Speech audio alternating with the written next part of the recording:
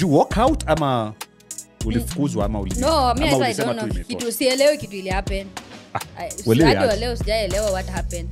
Hata mimi nakuanga kwa surprise. I say mambo vipi once again, karibu na shukran kwa kuichagua Galiton Media kuwa mahali pa kupata mbwembwe na burudani, au sio?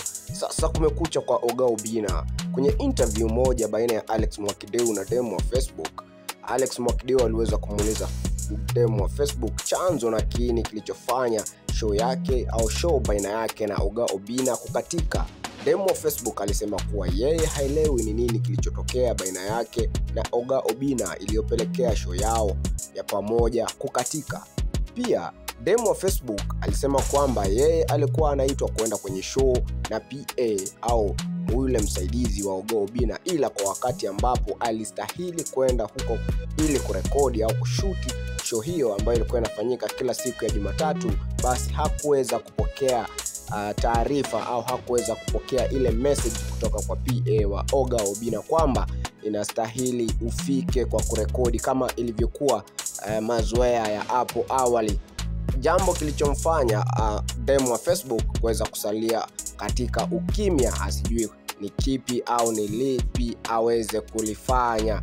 Kwa shughuli ya tulipiga vizuri, lakini tulikuwa tuna contract. I think niliwork for 7 months. Okay. Yeah. So contract ilikuwa ni 7 months. Yeah, ilifika tu mahali kaona ashikie wengine, pia mimi nijisimamie nisukume kazi. Lakini unasema mlikwenda paka kwa wazazi wakajuana? Wazazi walikuwa wanajuana. Wazazi wangu wanajuana, tukienda Kisumu nikaenda nikamita wazazi wake. Yes. Ilifika mahali hata mtu hawezi nikatia anakuambia naogopa Obinna.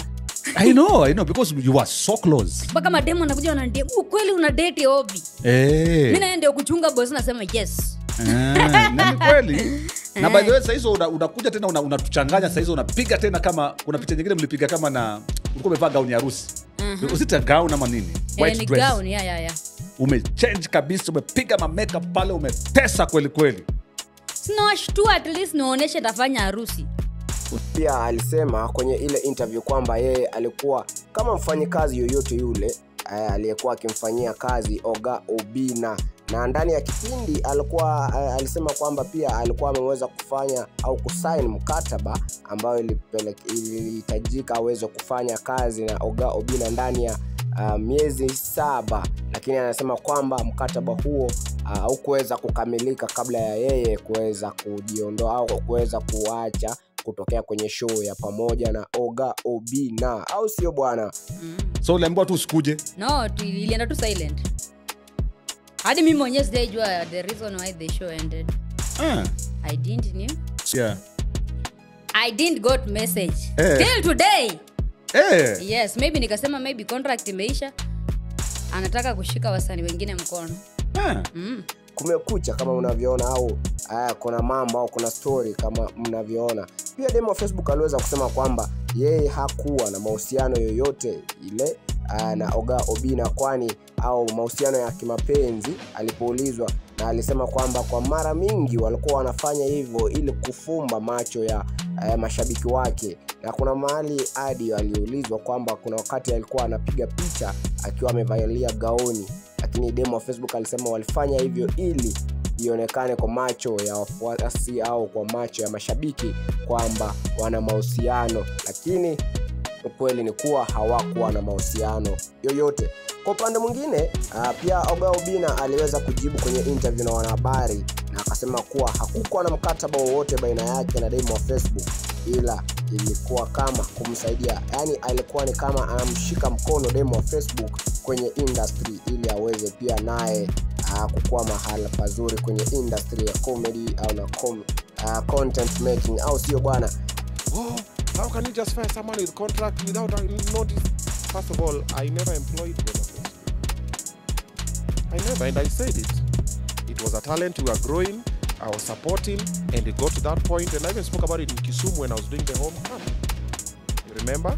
And when you don't have a contract, mtu aseme kulikuwa na contract when there was no contract. I never employed her. She was never my employee. Even when I gave her the car, it was a gift.